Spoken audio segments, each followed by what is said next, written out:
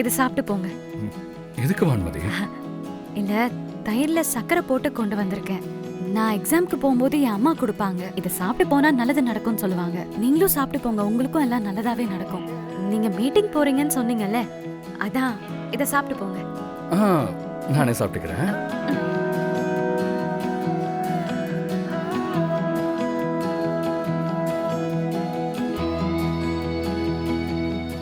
என்னங்க இப்படியா டை கட்டுவாங்க?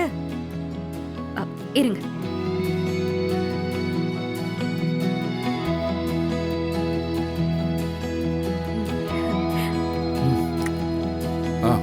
நல்லா இருந்துச்சு. சரி, நான் போயிட்டு வரேன். சித்தி வரேன். வரேம்மா.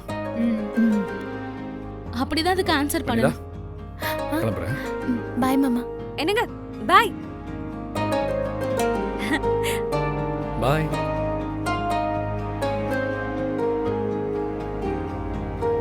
அண்ணாமலை, கௌதமியும் வான்மதியும் பார்க்கும்போது ரொம்ப சந்தோஷமா இருக்குமா. நான் கூட எப்படிடா இருக்க போறாங்கன்னு நினைச்சு ரொம்ப பயந்துகிட்டு இருந்தேன். இப்பதான் எனக்கு நிம்மதியா இருக்கு அண்ணாமலை. ஆமாக்கா, வெண்ணிலாவையும் வருண் ஏத்துக்கிட்டு சந்தோஷமா வாழணும்.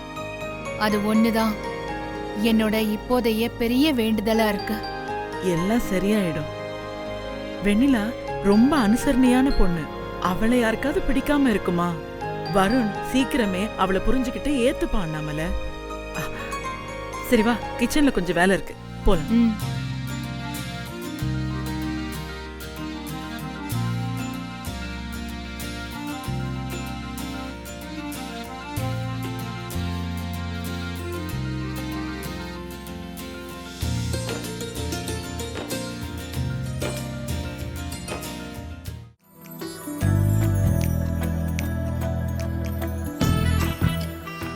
என்ன இங்கிலீஷ் கத்துக்க போறியா?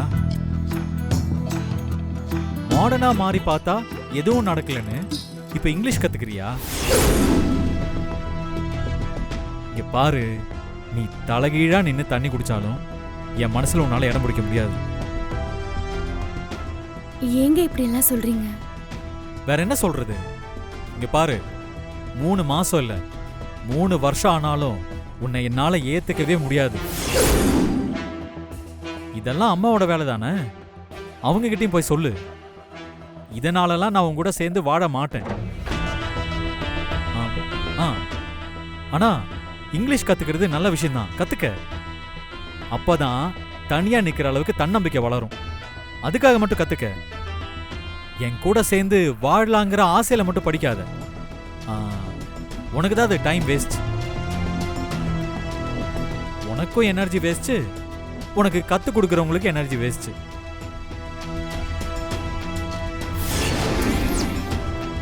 என்ன அண்ணாமலை இவன் வார்த்தைக்கு வார்த்தை ஏத்துக்க முடியாது, சேர்ந்து வாழ முடியாதுன்னு சொல்லிட்டு இருக்கான். இவன் கண்டிப்பா மாறுவான்க்கா, எனக்கு நம்பிக்கை இருக்கு. இருந்தாலும் இதுக்கு ஏதாவது ஒரு வழி பண்ணணும் அண்ணாமலை.